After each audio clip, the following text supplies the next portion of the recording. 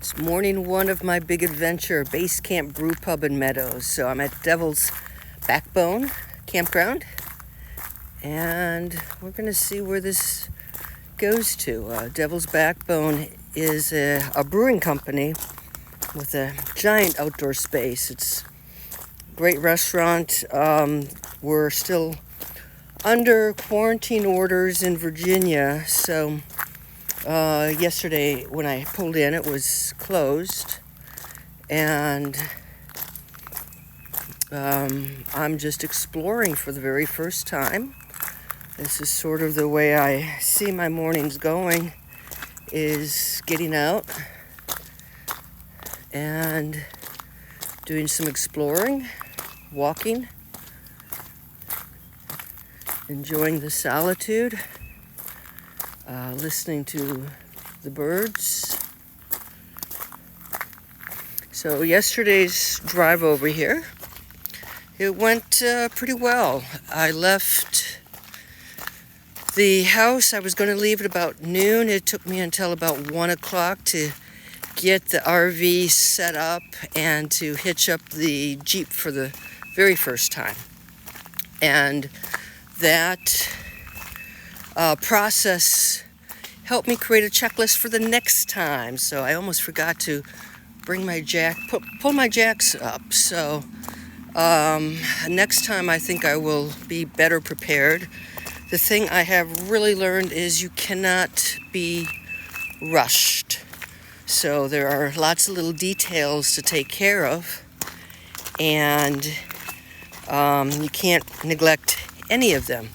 So hitching, the first go around, I didn't quite have the car close enough to one of the posts, so I had to do that one over, but I'll get the hang of that. The hitching wasn't so bad. Looks like they're doing some construction. And I wasn't able to process, though, the sale of the house. And I left it totally empty.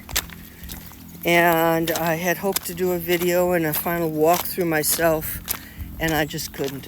I was too rushed. The last week especially has been insane. Looks like they are making their own food in their greenhouse. It's been insane with trying to sell stuff, donate, clean up, pack and repack the RV. I feel like I have probably overstuffed the RV, and in another month I can start to see what I can discard. And once I got on the road, it really wasn't bad. I even stopped for gas. I pulled into a truck stop. I filled up the tank. How did the cats do? Yes, they did okay. They hung out in the bedroom. One of the closet doors had come open, and Ginger hid in the clothes, so she was in the closet. Coco lost her collar, so it's somewhere in the RV. At least I know it can't go far. Somehow they have still found places to hide. It's amazing. It's like, where are the cats? And one will be curled up in some small little corner somewhere. So they've started to come out and get more acclimated. So yeah, they weren't too keen on the drive, but they didn't bother me while I was driving, and I think they were probably able to sleep. So they did all right. And once I got here about 4 o'clock. It's a nice drive-through site. The campground is nothing special. It's generally very expensive, like $55 a night. But Virginia was under quarantine. The initial order was that you had to stay. The campgrounds were open only to people who stayed 14 nights or more.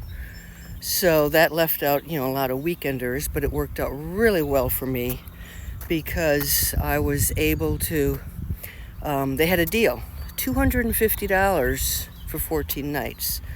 So I thought, okay, let's give it a go. And so I am here for 2 weeks, and this is beautiful scenery. So I am in it's the foothills, Blue Ridge Mountains, the Blue Ridge Trail, and you can see the clouds breaking up. We had rain all night. So anyway, setting up camp was a lot easier than I thought. And my thought on the whole thing is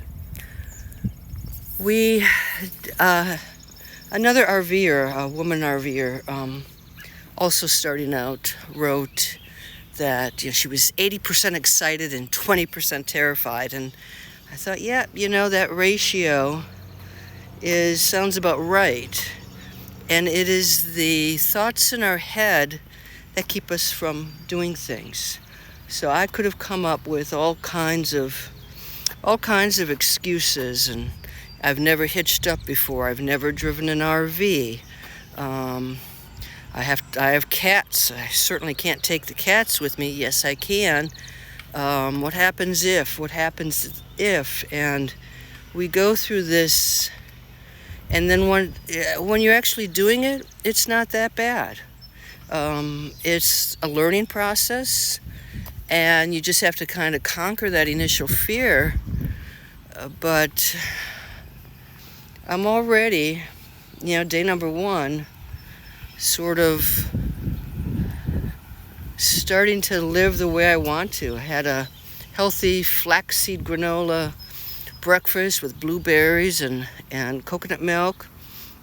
My plan is to take better care of myself, but also stop and relax and enjoy everything. So after one night, I don't feel the need for a TV. I read a book, which I haven't had a chance to read a book in months. So that was nice. And the noise is noise. So if you can listen in here, this is the sound of nature, the sound of beauty, and the sound of joy. And this is what I'm soaking in and getting as much of as possible. So anyway, it's Dr. Brenda Money Coach. If you want to follow along on this incredible journey, subscribe to my channel. Okay, over and out. This is morning 1 of my new life. Hope you're doing well.